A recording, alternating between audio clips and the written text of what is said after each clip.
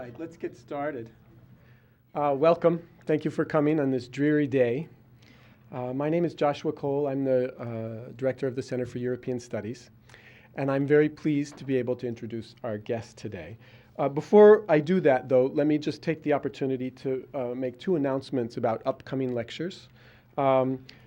Next week, on Tuesday, in this room at 4 o'clock, we have Baktibek Beshimov, who's a visiting professor at Northeastern University and a visiting scholar at the Center for International Studies at MIT this year.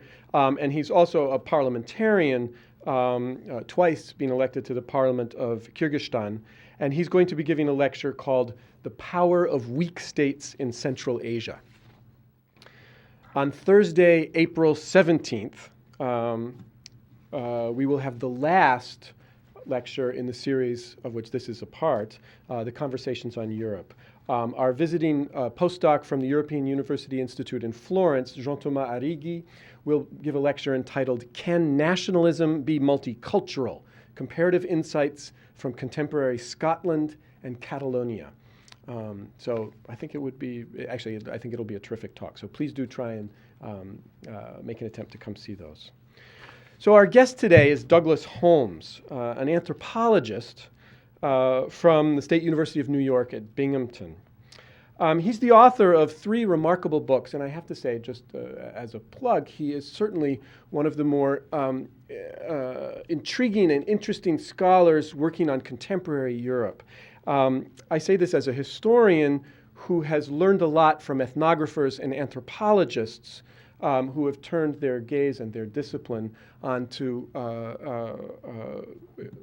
political movements and social movements that I study, but see them from a new light, with a new language, and with a new vocabulary. And as you can see from the titles of his works, he's followed a very interesting trajectory. As an ethnographer, Douglas Holmes began with a study of worker peasantries in a very specific place, in a very specific region, the Friuli region of northeast Italy. And in this study, which makes it, I think, remarkable and fascinating, is the way that he is able to look at a community of peoples who, in the face of the challenges of working in peasant agriculture, of coping with the transformation of the society as industrial labor works into the region, the encroachments of a consumer society, the encroachments of a bureaucratic state, succeed in developing a kind of regionalist, particularist assertion of what Douglas Holmes called an integral identity, wrapped up in the practices of daily life, in their religious experiences, in family practices. And what was, I think, important about this work was the way in which these integralist identities are not presented as nostalgic assertions of something from an atavistic or pre-industrial past, but instead as very much a part of the modern world, as a part of an adaptation of communities under stress reacting to the modern world. His second book then took these integralist conceptions of community and belonging and set them in a wider European context. And he was here turning his attention to the populist nationalisms of many flavors that we now see gaining strength in many parts of Europe. Jean-Marie Le Pen's National Front, now run by his daughter, Marine Le Pen, so successful in the municipal elections just this past week in France, but also the Northern League in Italy, and the many other kinds of Flemish nationalisms that we see in Belgium and the Netherlands. And examining their place in this new emergent integrated Europe, the place of these particularist belongings. A fascinating book. His most recent work, which has just now come out, Douglas Holmes has turned his attention to central bankers. And this is a very intriguing, for me, move as an anthropologist. And I think I'm going to not describe his argument here and allow him to do that in his talk. I'm embarrassed to say I didn't have my form. The actual title of the talk today is Making a Currency Regime. Is that right? Oh, okay. Okay. I'll let him announce the title. Please join me in welcoming Douglas Holmes. Josh, thank you so much for that extremely generous introduction, and thank you also for not calling attention to something that just occurred to me, that with each book my name has gotten smaller and smaller, and I don't know what that means. Anyway, but it's a real pleasure to be here. I'd like to thank Zana for organizing my trip, and I'm glad that it's not white stuff falling from the sky. Anyway, okay, so let me start. I was attending a conference in London last September when I received an email from the office of the then Deputy Governor of the Bank of England, Paul Tucker, inviting me over for a chat the next day. The prior evening, I'd spoken with Andrew Haldane, another senior official of the bank. The conversation with Haldane was at a social function, and it lasted no more than 3 minutes.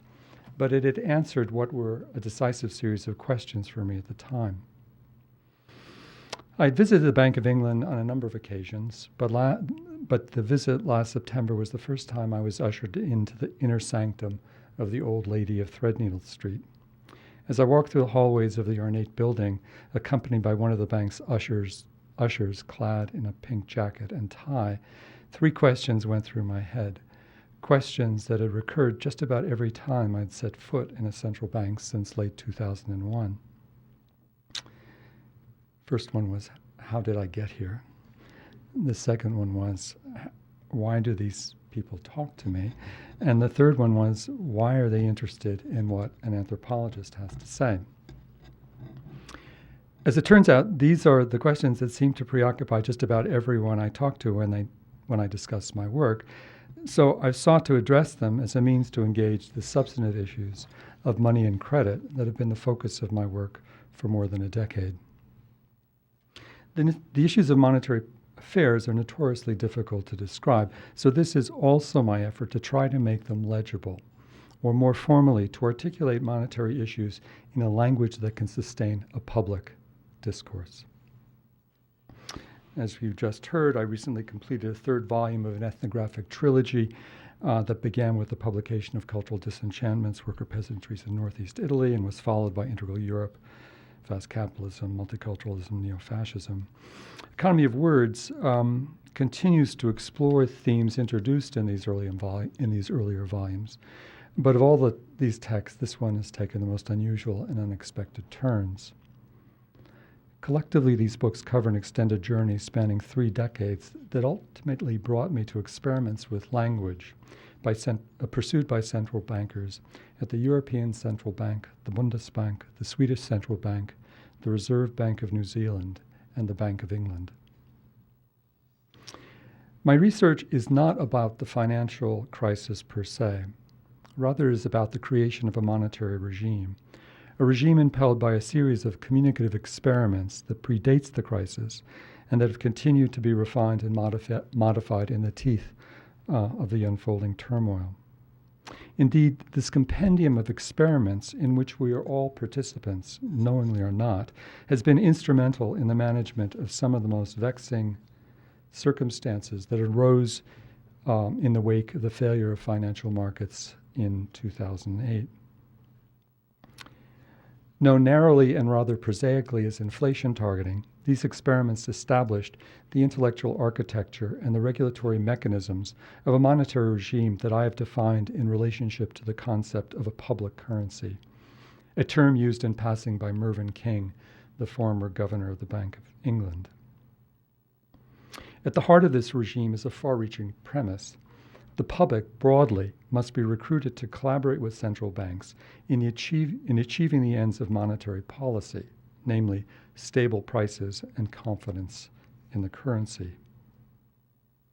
I began this research with a focused examination of the protocols of inflation targeting, examining these innovations on their own terms, fully within the theoretical ambit of monetary economics.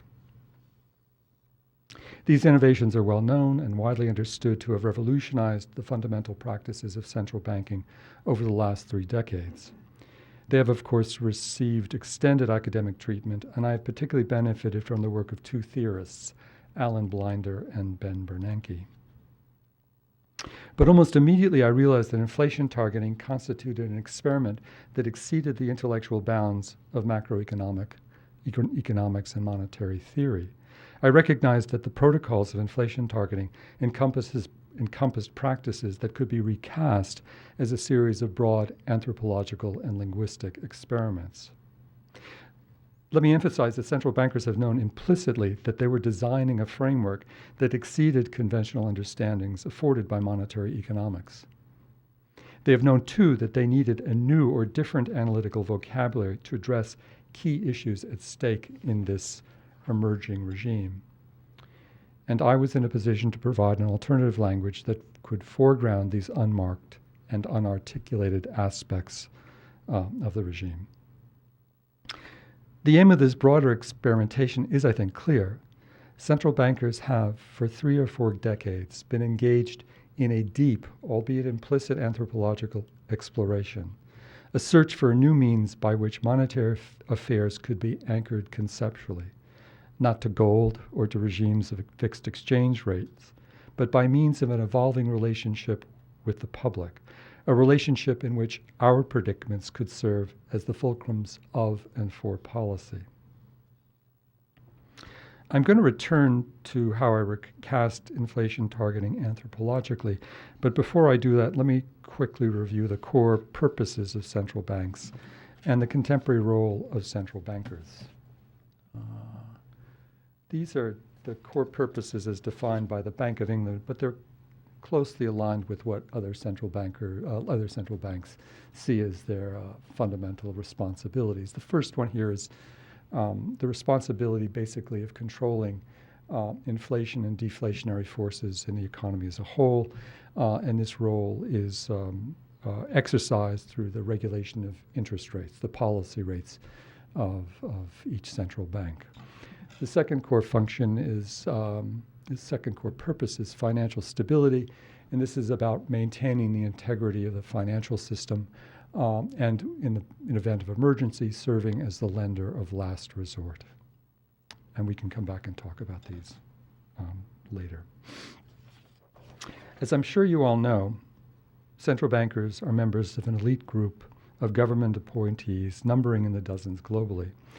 For the purposes of my research, members of the monetary policy committees, the MPCs, the officials charged with determining interest rates of their respective institutions are the individuals identified as central bankers. That is to say, the people involved with managing the first core purpose.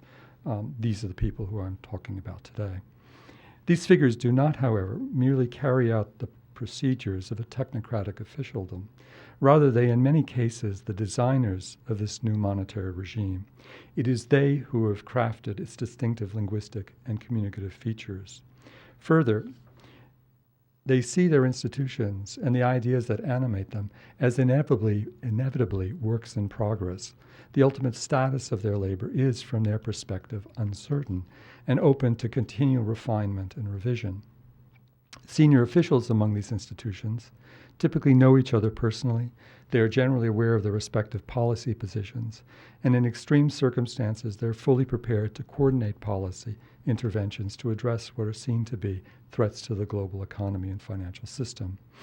These figures share a broad understanding of the historical, theoretical, and methodological issues at stake in monetary policy, as well as the technical issues involved in managing money and credit.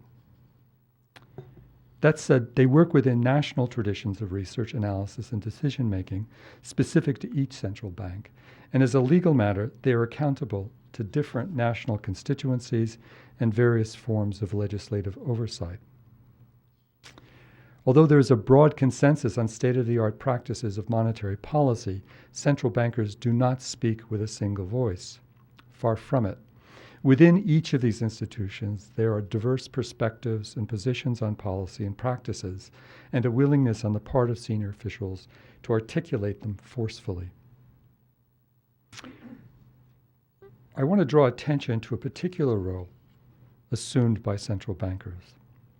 Jean-Claude Trichet, former president of the ECB, famously betrayed this new role with the curious assertion that he was, in fact, Mr. Euro, that it was his signature on the banknotes, implying a curious personification of the currency.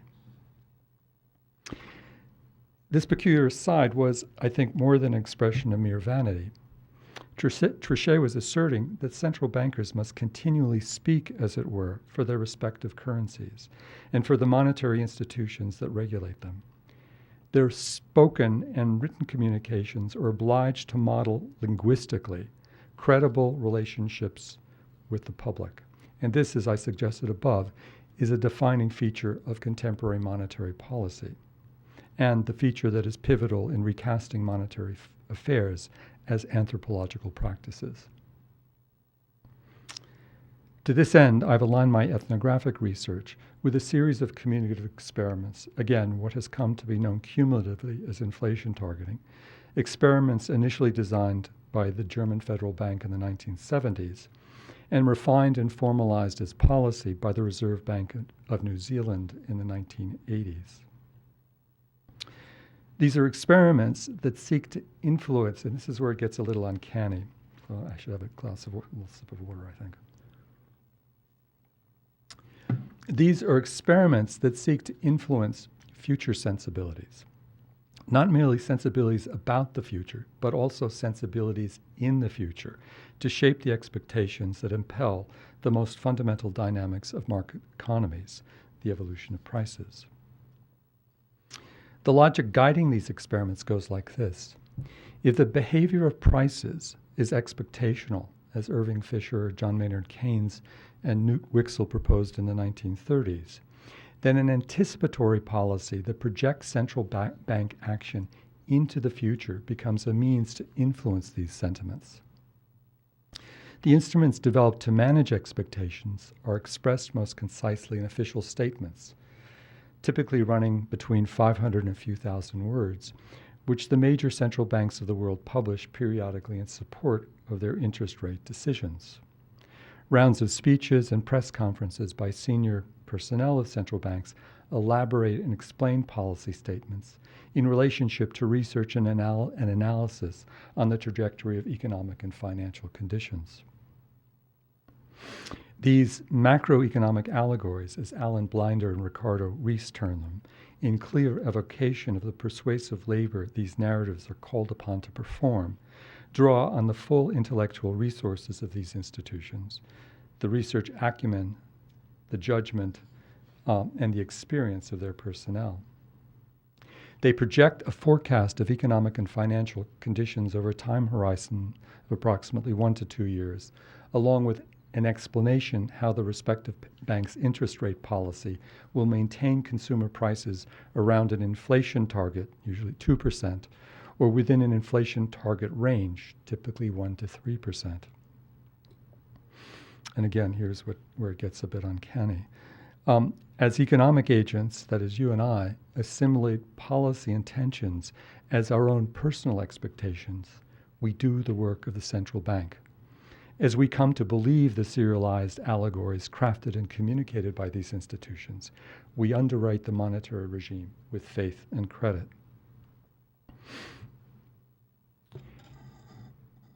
The anthropological labor at the heart of these innovative experiments can be glossed as follows. Central bankers seek to endow the future with discernible features that we, the public, can reflect and act upon, animating or curtailing our propensities to produce, consume, borrow, lend, and so on. They accomplish this by means of systematic communications, by means of carefully crafted econometric allegories. I followed the progressive unfolding of these innovative practices in the midst of the crisis. I watched as they were recast as the moving parts of a new monetary regime, a regime predicated on distinctive analytic modalities that enlivened collaborative relationships between central bankers and diverse strata and segments of the public. The crucial piece of the puzzle was the reconceptualization of the audience for these communicative experiments, by which members of the public emerged as protagonists, fully implicated in the management of monetary policy. Here are 6 insights I developed concerning the anthropological labor performed by these institutions. I don't know if you can read them. Well, I'll read them aloud.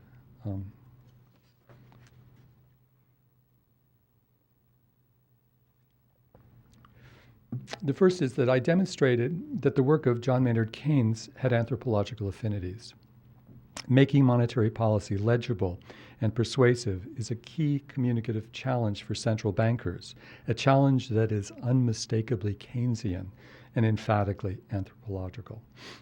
2, this further implied that monetary affairs must be viewed as unfolding across an expansive ethnographic tableau, in the wild, so to speak, and not fully or necessarily within the realm of financial markets or under the sway of banking institutions. 3, on this ethnographic landscape, economic actors must be reconceptualized as protagonists who are capable of parsing the ambiguities of data and the anomalies of information. 4, the bridge to the ephemera of expectations that shape economic behavior prospectively, is constructed with language through the technical modeling of an economy of words. Language is thus capable of modeling economic phenomena at the limits of calculation and measurement, and demonstrating how markets themselves are a function of language. 5, analytical models, the machineries of knowing, as Karen Norsatina terms them, that orchestrate research practices in central banks, must be viewed also as machineries of relating, capable of articulating policy to address both the distinctive and shared circumstances of individuals and firms who are continually modeling and transacting economic relationships. And 6, broadly, the sophisticated research operations of central banks designed to serve the aims and purposes of a predictive science are, in my anthropological translation, put at the service of a performative art, fully within Michel Calon's framing of economic performativity. These 6 insights allowed me to delineate key elements of central bank communication and thereby answer the questions I posed at the outset of the talk. Again, central bankers endow the future with discernible features that we can reflect and act upon by means of storytelling, by means of serialized narratives marked by mathematical sophistication and rhetorical concision.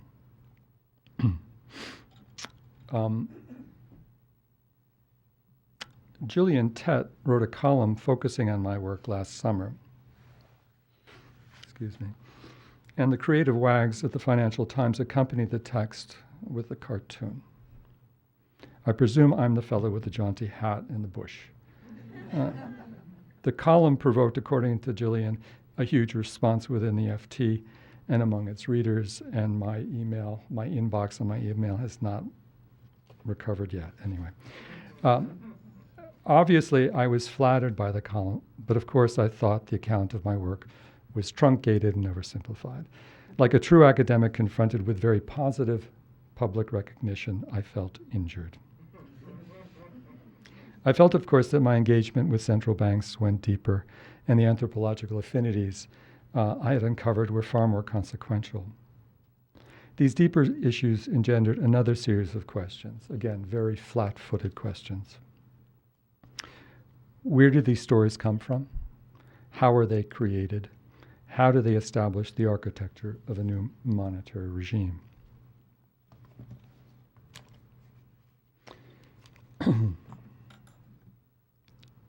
Unsurprisingly, the sources of these macroeconomic allegories are multiple, largely because the research practices of these institutions encompass diverse means of gleaning information, data, and intelligence.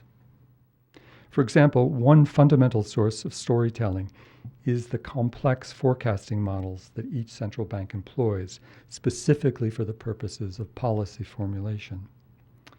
These models, known as dynamic stochastic general equilibrium models, composed of scores of equations, are the template for systematic discussions that yield serialized stories modeling financial and economic phenomena linguistically and communicatively. I'll be glad to talk about the interpretive dynamic, dynamics of these high-level quantitative instruments during the time we have set aside for discussion. But what I'm going to turn to in the last part of this talk is a striking example of how ethnographic modalities, broadly conceived, operate within central banks, and how they introduce relational and contextual information that underwrite key features of a public currency. I'm sticking here with the Bank of England just to be consistent, but I could have done this in all the 5 central banks I worked in. The Bank of England has a small staff of regional agents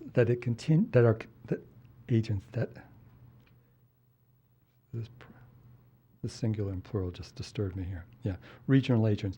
The staff is continually assessing business conditions in the field.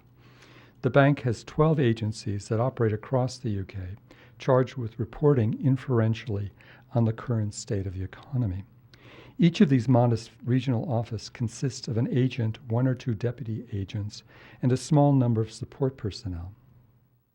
Along with a coordinator based in London, the agents manage what is regarded as the most sophisticated network for gleaning contemporaneous intelligence on the state of the economy of any central bank in the world.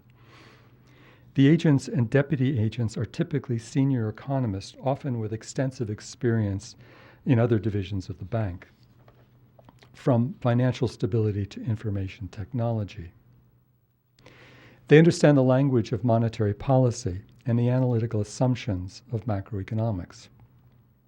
What they're called upon to do within this system is different. It demands that they adapt their training and experiences for the purposes of an experimental field science.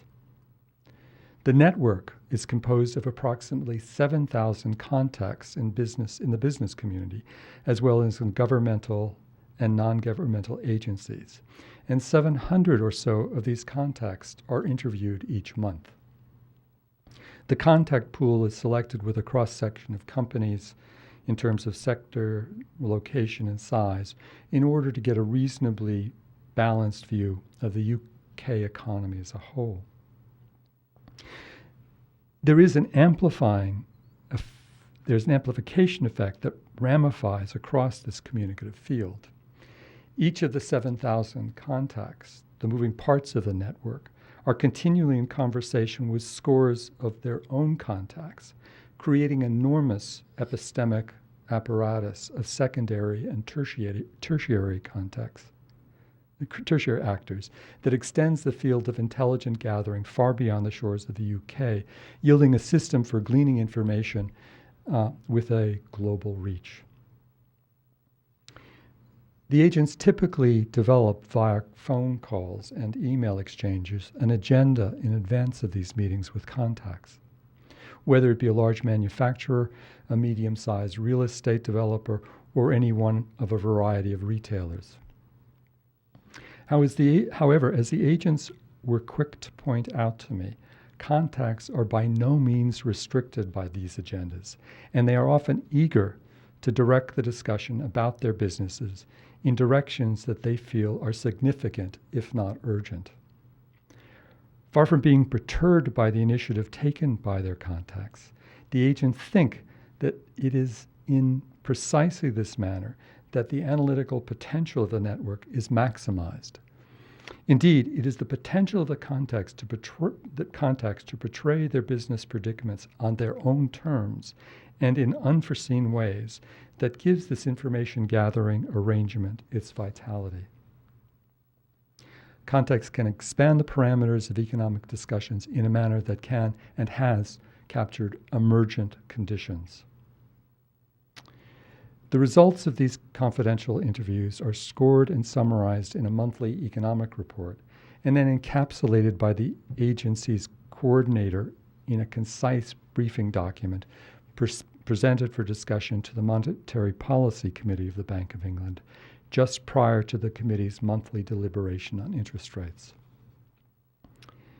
These diverse groups of contacts that make up the network perform descriptive, explanatory, and interpretive labor, refining the conceptual nature of economic phenomena in real time. The efficacy of monetary policy rests in large part on the representational enterprise, the storytelling of these contacts with central bankers, which central bankers must ultimately orchestrate the contingencies of economic growth and stability.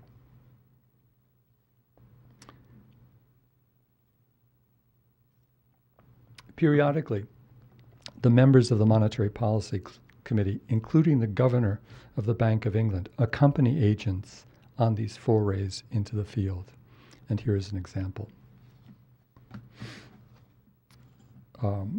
Timothy Baisley, who, as some of you may know, is a very talented economist at LSE, while he was one of the 9 members of the Monetary Policy Committee, described in May 2009 the character of the field research that regional agents routinely conduct. And this is a little awkward because it's from an interview, so please forgive me. This is Baisley's words.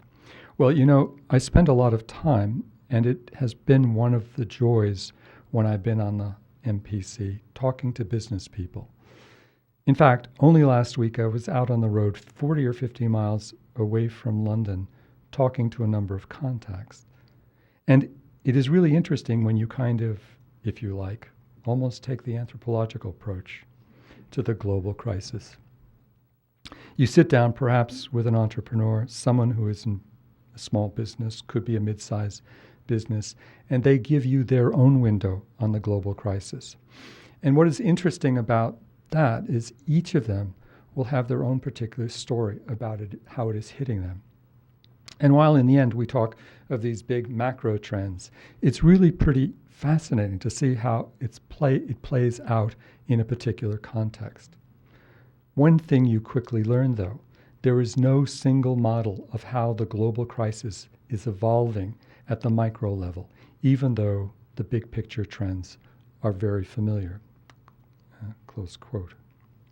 Having explicitly acknowledged the complementary relationship between the intellectual practices of anthropologists and central bankers, Professor Baisley made his own ethnographic observation, noting that during his sojourn in the field, he observed the ebbs and flows of what he termed the currency of confidence, a phenomenon that was neither fully or necessarily evident from his conventional view as an academic economist.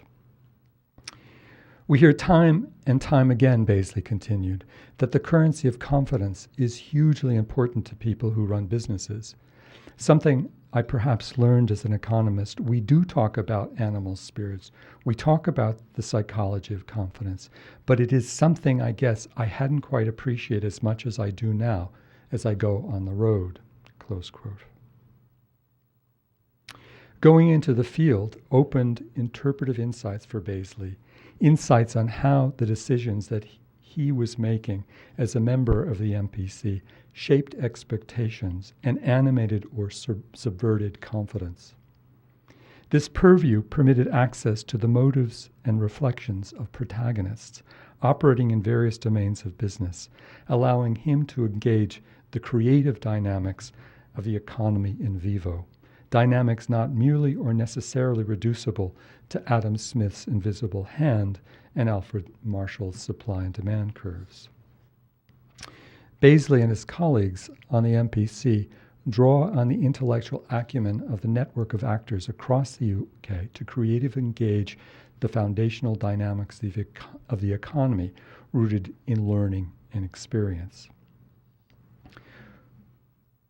Crucially, Baisley was not invoking an anthropological purview to illustrate an idiosyncratic practice of the bank, but rather to gain purchase on its core concern, the dynamics of confidence. And obviously this is a core concern in the midst of the crisis.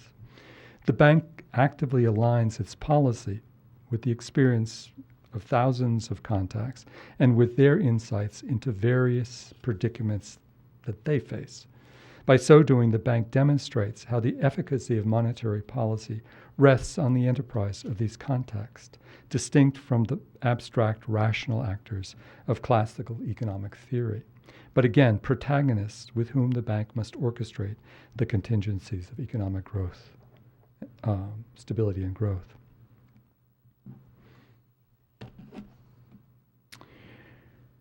There are two major historical insights or discoveries that the Bank of England's epistemic network is credited with capturing.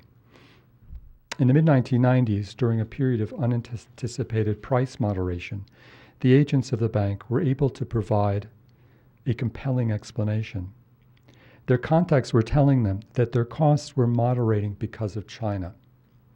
This was at a time when there was little statistical evidence and a general skepticism among economists that Chinese suppliers could influence global prices because of the relatively small size of the Chinese economy.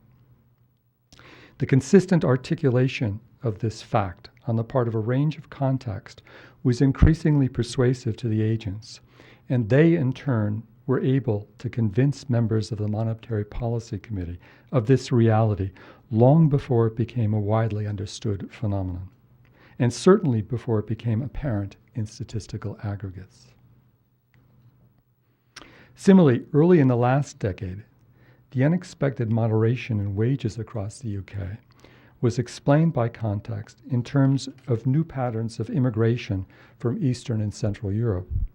Immigration from the new accession countries of the EU expanded available labor, most notably in the booming construction industry, thus stemming constraints on the labor market that would have otherwise led to upward pressure on wages and prices.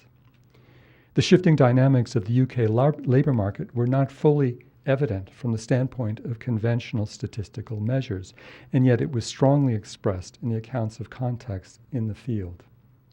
In both instances, it was the contexts themselves who took the initiative of persuading the agents and the bank of decisive shifts in economic conditions that were, at best, dimly evident statistically or entirely invisible.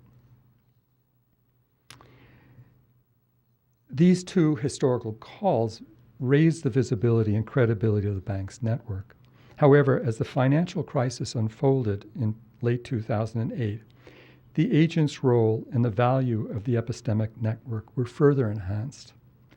The crisis intensified the requirement for up-to-date information to inform policy decisions. The need for refined appraisals of expectation and outlooks, and the demand for information on credit conditions, balance sheets of businesses, wages, prices, and employment. The network could be employed to pursue specific questions in real time, to systematically query business people in the midst of the crisis, and to generate an abundance of information, creating intricate representations of an economy in severe disequilibrium. The intelligence gathering capacity of the network was entirely unaffected by the crisis, a time when conventional statistical sets were unreliable, misleading, or entirely irrelevant. The Bank of England has thus assimilated ethnographic modalities, permitting alternative constructions and interpretations of information to perform what I initially thought were compensatory analytical maneuvers, but that I'm now inclined to see as distinctive, though typically unmarked, intellectual practices. I further come to recognize that these practices address the fundamental dilemmas of contemporary knowledge production in technocratic settings. Broadly, the dilemma can be stated as follows. As we seek to render data increasingly precise, reliable, abstract, and scientific, we strip away information, social, historical, and cultural information, that is crucial for understanding key issues defining the contemporary world. This is hardly a novel insight. It is a central preoccupation of Emil Durkheim in his classic treatise on suicide, a study in which he explores the processes of denaturing phenomena by virtue of empirical scrutiny in a manner that both informs and obstructs analytical understanding. This is a particularly relevant challenge for central bankers who are acutely aware of the limitations of the analytical tools that they employ and who understand implicitly the historically situated, socially constructed, and culturally encumbered nature of information. To encounter the impoverishment of data, they rely on alternative intellectual practices. Ethnographically derived intelligence permits central bankers to enter conceptually the arena of contemporaneous decision-making by business people and by the public, the arena in which a public currency is made, remade, and unmade. Let me conclude by summarizing and reiterating what I've been discussing today.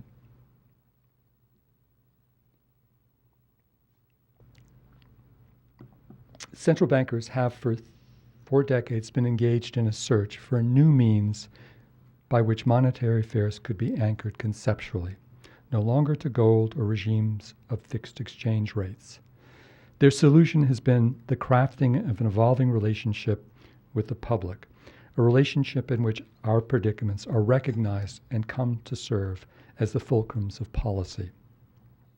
The public has been recruited to participate in the staging of this drama by means of persuasive analytical stories intended to shape expectations and thus economic behavior prospectively. This evolving communicative relationship is sustained and enlivened by research that models the economy with mathematical sophistication, but also with rhetorical concision. As economic agents, that is you and I, assimilate policy intentions as our own personal expectations, we do the work of the central bank. Again, as we come to believe the serialized stories crafted and communicated by these institutions, we underwrite the monetary regime with faith and credit. So the storytelling that has been the subject of my talk today is not merely about the technocratic representation of economic phenomena. Rather, it is about the creation of a monetary regime as a communicative field and an empirical fact. Thank you very much.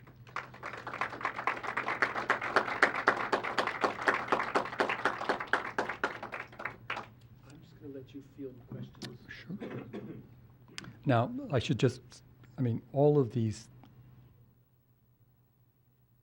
I've just done what I accused Jillian Ted of doing. I profoundly oversimplified this issue, so please forgive me. Yes. I think this is fascinating. I have an empirical question and a conceptual one. In these informant interviews that the central bankers are doing, do you have a sense of, are they disseminating information as well as receiving it? Are they Yeah. doing This is a two-way thing. So partially the conversations are about explaining the bank's policies. So that's one imperative. But the other imperative is obviously for them to glean information on how these business people interpret policy and how they understand their own predicaments. And then the second question about framing it as the public rather than public. In disseminating the information, are we presenting a vision of a unitary economic actor, a homo? I'm trying to move away from that. I'm trying to argue that much of what I write in the book is about how a whole range of other motives, other sentiments, rational, irrational, there's reasoning and unreasoning that's sort of being played out in these conversations, in these narratives. And it is these conversations that are defining the expectations of the public. And to some degree, it's the role of the central bankers, what the role that central bankers see is to manage those complex sentiments and expectations. But there are multiple publics, and each central bank defines the public so much differently. The Swedes are the best, I think, at it. In fact, this summer, that's what I'm going to do in Stockholm, is talk to them about it. But this is something that's emerging that I think is anticipating something that central bankers are thinking about at the moment, but do not feel comfortable fully elaborating on. Yes? I'm going to also engage in some even worse oversimplification. A very familiar critique of the central bank's reaction to the crisis, particularly in Europe, has been very different than the picture that you're painting here. We're presented often with an image of a rather hermetically sealed world of economists who enact the austerity packages that they enact precisely because they're not engaging in the sort of dialogues that you're describing. So clearly you're giving us a picture that falsifies that view. So I guess my question would be, so why are they being so bullheaded with their stupid economic policies? Well, I mean, I just got back from Greece, and part of my time in Greece was working with some German academics who were trying to find a way to persuade the German government to rethink the whole austerity package that's been imposed on the Mediterranean area. But let me answer. I mean, you're absolutely right. The communications within the ECB have been at times disastrous, except to say that they have, to some degree, revealed deep, deep problems within the ECB and the EU more generally. I think the problem for Mario Draghi is that he's had to orchestrate a constitutional convention in the midst of a financial crisis. So it's a very difficult message to communicate. So I have the longest chapter in the book is devoted to this one episode in the summer of 2012 that looked like it was going to entirely rent asunder the Euro and the EU project. And it really, most of the press focused it on a whole series of stories about the various forces trying to forces of disintegration. I picked up on something that Draghi said that was not carefully examined, and it was about how he and his colleagues really was key to, I think, shifting the crisis. Was how he how he sought to create confidence in the currency and what that entailed. And I have a long section describing his speeches during the time and the speeches of his some of his colleagues on the board of the European Central Bank. But I suddenly got distracted because actually in the midst of that, I think he did more to further the notion of a public currency than any other point during the crisis. So it's in part out of the confusion and mess that he and his colleague realized that monetary stability is about a social contract, and that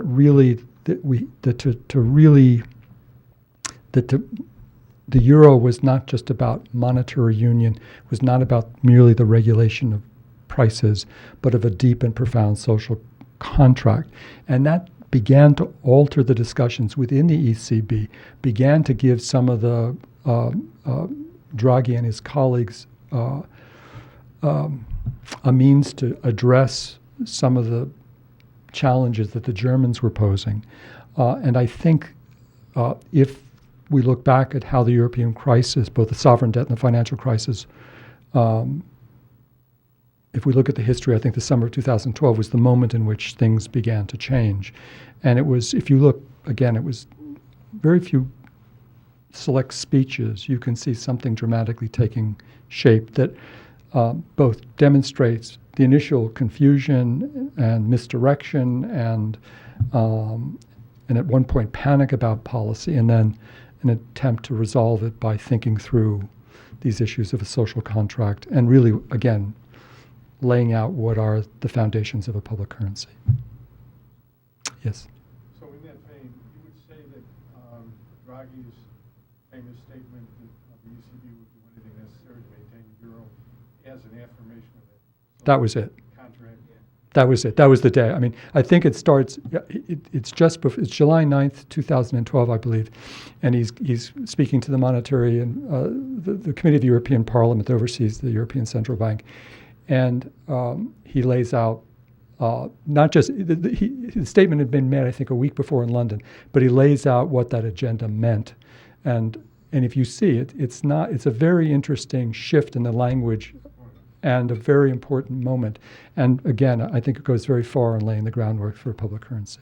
So what he's trying to do is recruit the public Where the politicians are failing, he's trying to recruit the public to underwrite the currency with faith and credit.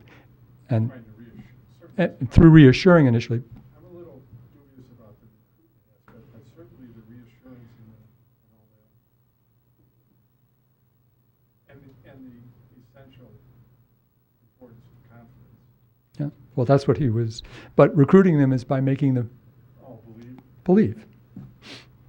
But managing them or recruiting them? I think you see, the problem is if it appears to be overly managed, it fails. Okay, bad faith is what these guys fear most of all, and it's very clear when they've stumbled and where they're trying to kind of massage a message. If there's any bad faith, it's astounding how quickly the bond market, I suppose, picks up on it. But the public does as well. Yes, Yeah, Mike. I really enjoyed this, and I'm thinking about the ways in which economic performativity kind of opens these central bankers up to the risks of performance anxiety. Once it becomes a dialogue, it's sort of like Meyer Ford is talking about ancestral sacrifice in West Africa.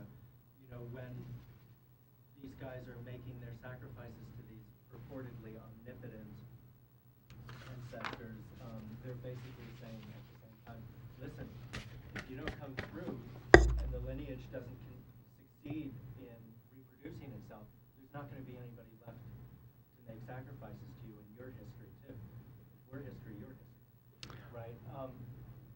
So that's the really fascinating part of this for me, and learning a lot. But I'm also trying to put it in conversation with your prior work, and I wonder, you use the term "we" a lot as talking about the addressees of these communications, and I wonder really how deep that "we" goes, in the polity or in the sort of pool of economic actors, and part of me has the impression that this is the 1% talking to the next 9%. Yeah. And your Okay. worker peasants, some of whose kids now living in cities become the neo-fascists in your second book, right, are in that other, whatever, that bottom 50% anyway, who may be addressed in purely formal terms by these policy pronouncements, but in real terms, it's kind of like you're choosing between Kmart and Walmart for where you can get the cheapest price for the consumer goods that you want to use. We're very much in the infancy of this process. I think part of the controversy about this story was there was a huge dispute within the Financial Times about the next chairman of the Federal Reserve System. This was published the week that Obama names Janet Yellen. And the issue of communications was something that Janet Yellen was seen to be enormously adept at. So these are the concerns about who we appoint to be central bankers and what we ask them to do. But prior to Janet Yellen's appointment, and this gets back to our worker peasantries, Ben Bernanke shifted really the way in which this targeting arrangements works. Instead of interest rates, instead of saying that the Federal Reserve will stick to a 2% target, he made a radical departure and said, we are now going to target unemployment.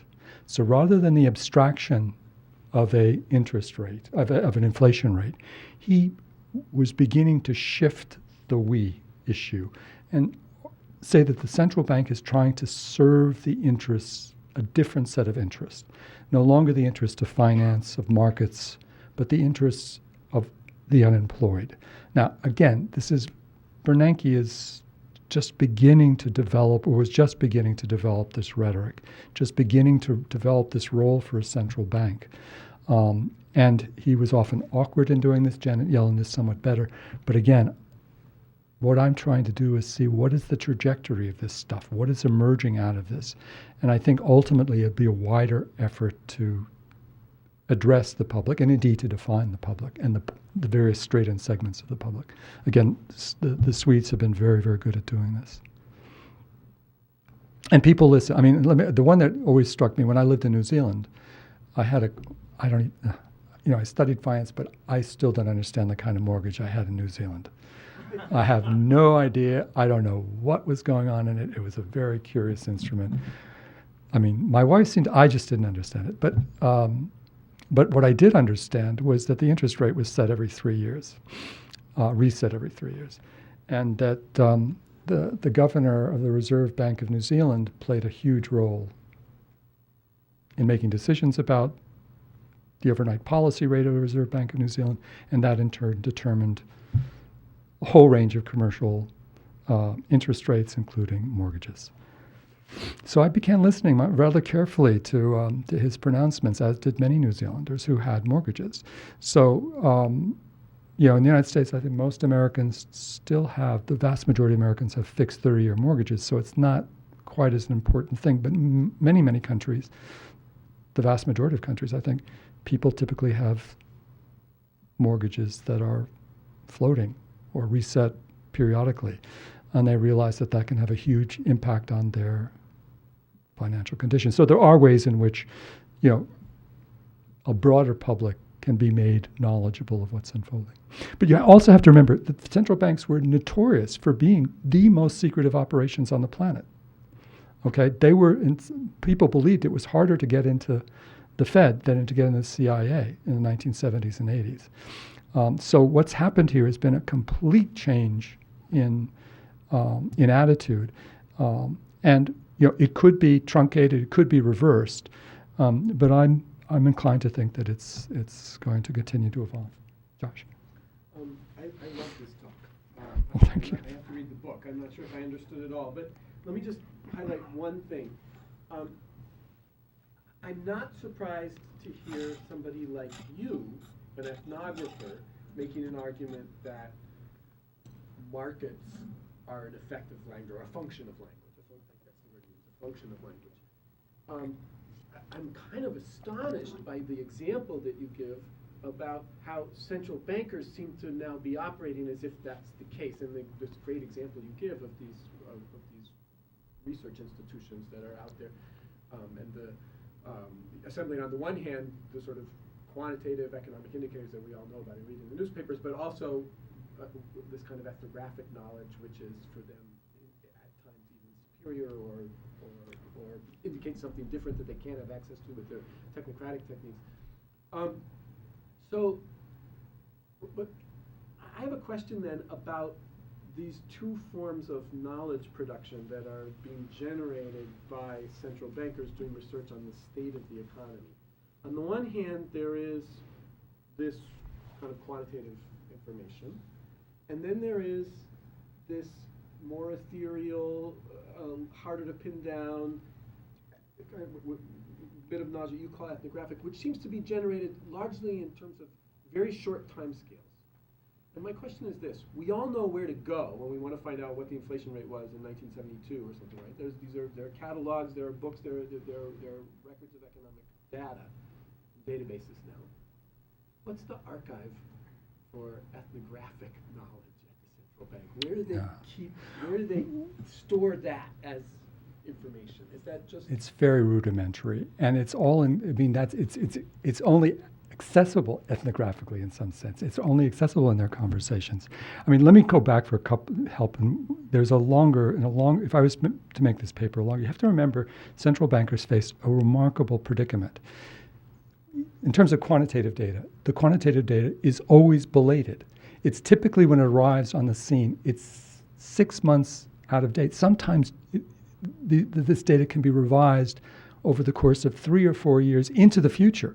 So the data is historical. They have to act in real time, but their interest rate policies only have effects 18 to 24 months in the future.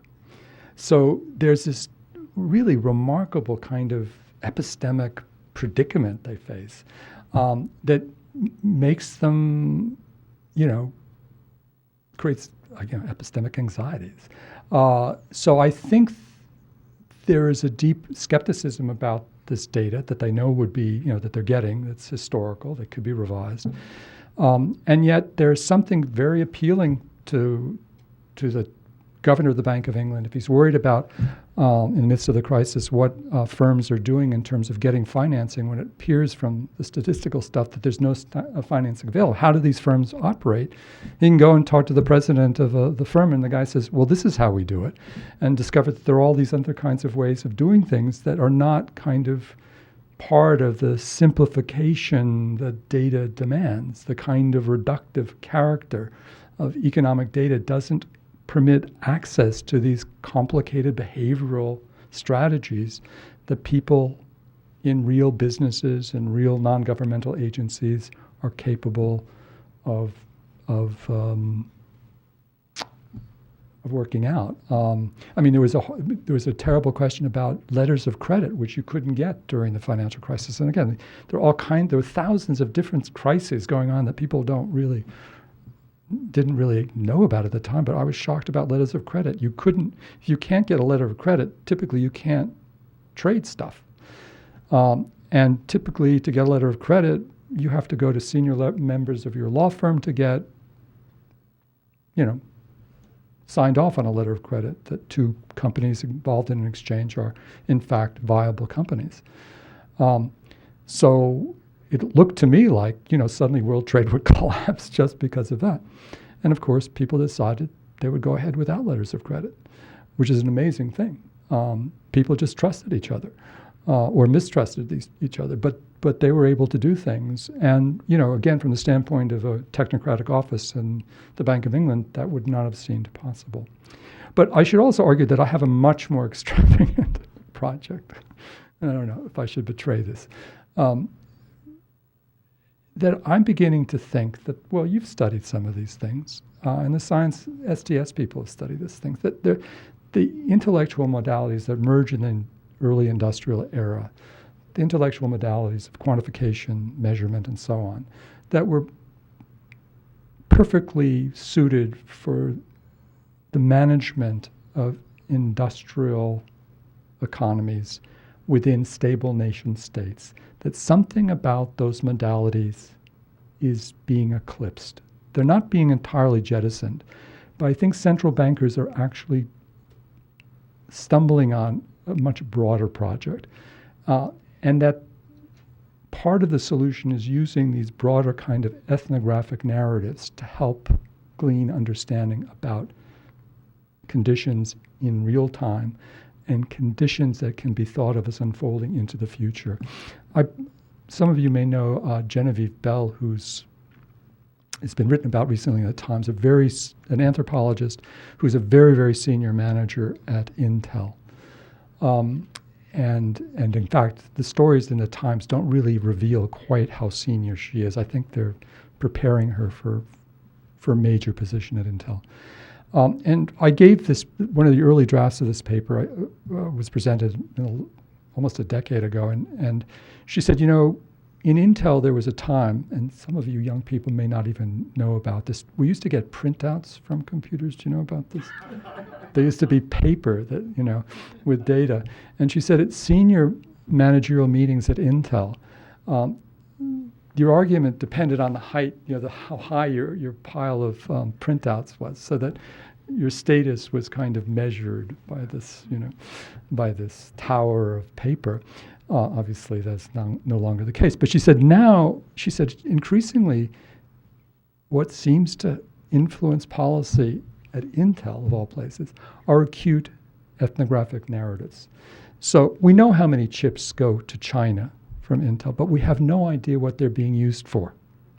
And a good ethnographic story about what might be the uses of these chips becomes a very compelling basis for management and managerial decisions. So if you look at a whole range of different contexts, I think you find that there are these kind of, well, George Marcus and I call them para-ethnographic practices, where people are doing kind of intriguing experiments with something that we would broadly call ethnography.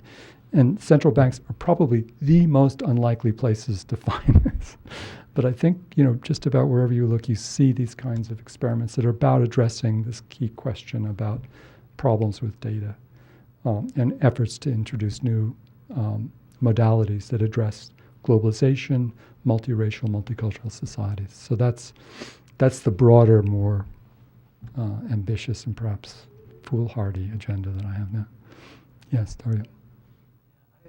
I really look forward to reading your book. It sounds amazing. So one thing that came to mind as you were talking, right, about the fact that their epistemic world, right, I mean, in a certain kind of way, seems, even with this addition of ethnographic, it's more than detail, I understand, it's all content and richness and so on. It seems to be, however, strongly anchored in the notion of management, right, and expectations need to be managed, right, and the functions that you started with were fundamentally about ensuring, imagining stability, equilibria, right, and in a sense, right, that's not, I mean, I'm not going to say that that's not what the economy is about, but certainly there are, the one thing that the economic crisis clearly has shown is that equilibria are probably, or the negative feedback mechanisms that, run an economy towards an equilibrium are probably not necessarily the rule, right? I mean, and so I wanted to get, your sense of how much of this, of these kind of heterodox ideas about the economy that have been circulating for decades, right? I mean, from Schumpeter and Minsky and this and that. So are they aware of that? I mean, I think they're fully aware. Fully aware of that. And so how do they manage the unmanageable in a certain kind of way? Well, I mean, that's why Keynes is so important for me. Keynes starts with the assumption that markets can fail, period. That's the fundamental assumption of the general theory. And he tries to develop a language around that. And they're aware of that language. Most of them are not Keynesian, as it turns out, but they're aware of all of that. I think most of these are senior economists. Some of them are brilliant economists. Some of them are very skeptical about. Some of them are deeply skeptical about the current state of economics. I mean, there was this very interesting, about 3 or 4 months ago, debate within the Fed, among governors of the Fed, of what constitutes GDP. What constitutes GDP? And they were doing a very systematic and careful review of what's happening. Again, because the data was not working. GDP numbers didn't seem to make up in reference to other statistics and information central bankers were getting. So you have to remember, these people have at their service thousands of economists, many of them very young, bright-faced, and they can always send them off to figure out what constitutes GDP. But they were, I mean, there really is a good faith effort to think through the basic assumptions of economics, and again, to entertain what an anthropologist might think or say. I mean, there were periods of time when I was surprised that they would turn to me and ask questions. And I would channel Joseph Heller and Kurt Vonnegut, I think, but simultaneously. But they're really, these are remarkable. I mean, I found them to be impressive human beings, and willing to ask questions about the basic assumptions of their training, their profession, and their role as central bankers. That's not to say there were not some incandescent idiots, but by and large, I was. So do they think of their function as stemming the forever present danger, right, that lurks everywhere of speculative behaviors, of things that derail, right, things that feed on each other and bring things away further and further for equilibrium and so on. And is that how do they see their role, right, in that?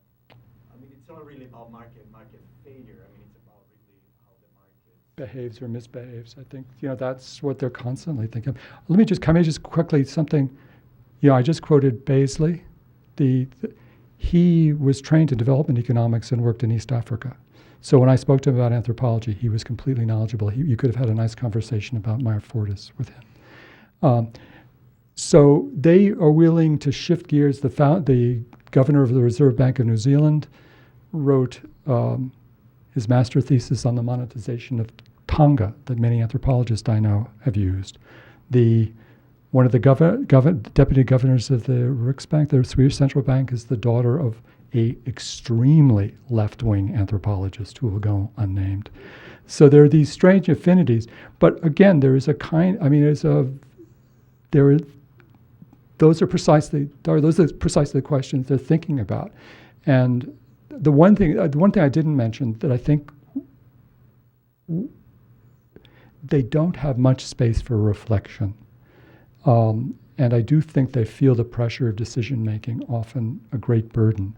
And they are desperate for some time to think through these questions. And they realize that really the crisis has posed a challenge, a deep intellectual challenge to just about the whole profession of economics.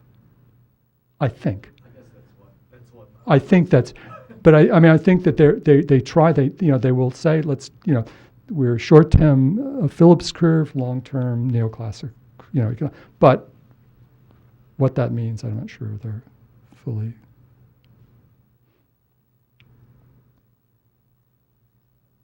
Is that? Does some of that explain why there are non-economists? I was hoping that they would come, especially Yeah. I know some work in European Yeah. countries It's a difficult question. I mean, this is. I asked the question. I was at the University of Chicago, and there's an indictment towards. I was saying to Mike earlier, where the hell were we? Where were the anthropologists? We had at the outset of the crisis more expertise in Amazonian penis sheaths than we did on financial markets, and. I was at Chicago and I said, why didn't you guys go, some of the key ideas that are at stake were being developed across the campus at the Department of Economics or at business school, the Booth Business School. Why weren't we engaged in a conversation with these people earlier? I'm sure they're busy people. That's really why they're not here. But we have to do more than simply invite them. I think we have to go and talk to them. And come up with ideas that are compelling to them, and try to talk to them and try to master some of their thinking and try to insert ourselves into their conversations. It would be wonderful if they just arrived on the scene. But the fact is that doing interdisciplinary work is devilish, and it's not just about intellectual struggles. It's about vanities. It's about a whole range of things. I suppose the thing that most strikes me, and we were talking about it earlier, the commitment to data. I have another. I can give you one little story. This is kind of a screed that I told Bobby Paul that he liked. There's a real problem with the notion of science, I think, and I think we can blame it all on the Russians. It's my generation likes to do that. I think if we surveyed major academic departments in the social behavioral sciences in the mid-1950s, I think we would find in those departments, a kind of general consensus that these disciplines were all scientific. But what scientific meant was not clear, that there was a heterodoxy. There were many ways in which you could do science. It could be a field science, and there still is some heterodoxy. But I think when they launched that silly Sputnik thing, a panic went through America, a deep and profound panic that really altered the nature of academic disciplines, what was valued and devalued, and suddenly these disciplines that saw themselves as broadly scientific became predictive sciences overnight. And we're struggling with 50 years of that kind, and by the way, it also, in the spirit of good Sovietism, it yielded a kind of purge of people who were not doing predictive science, and that legacy is still alive. And I think people in economics departments are very, very, very uncomfortable in talking about these deeper questions. Even worse, in some ways, political science. When I did Integral Europe, I was giving a paper at Cornell, and a senior person who I knew a little bit, stood up and said to me, if you can't tell me what is the independent and dependent variable in your project, you have absolutely nothing to say. And, I thought, well, that's fine, But it made a conversation very difficult. And I think I respect this person, but I don't know what to do in response to that kind of thing. But that said, central bankers are pragmatists. They have to deal, they see it's in front of them that their models are failing big time. They might, and you can do all the math and everything, and they can do it over and over again, and it's still not working.